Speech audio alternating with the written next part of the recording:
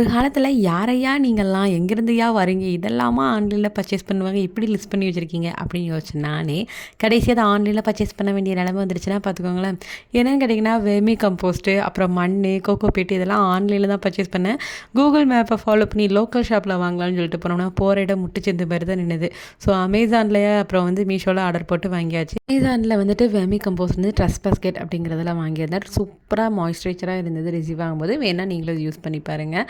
And அதுக்கப்புறம் மீஷோவில் மண், அப்புறம் கோகோபீட் பிளாக்காக வாங்கி அப்புறம் அந்த கோகோபீட் பிளாக்கை வீட்லேயே நான் தண்ணியில் ஊற வச்சு எடுத்து வச்சிட்டேன்.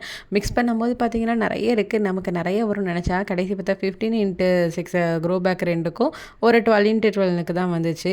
அதில் 15x6 வெந்தயமும் அப்புறம் கொத்தமல்லியும் போட்டுட்டேன். அப்புறம் எங்கே நான் விதைய போட மீதி இதில் ஸோ ஆல்ரெடி இருக்கிற மிளகா செடியை ரீபாட் பண்ணுறதுக்கு மட்டும்தான் எனக்கு அது காணுச்சு. மண்ணில் இஷ்டத்துக்கு நிறைய விதை செடியெல்லாம் வளர்த்துட்டு ஒரு தொட்டிக்குள்ளே வளர்க்குறதுக்கு எனக்கு ஒரு மாதிரி வித்தியாசமாக இருந்துச்சு.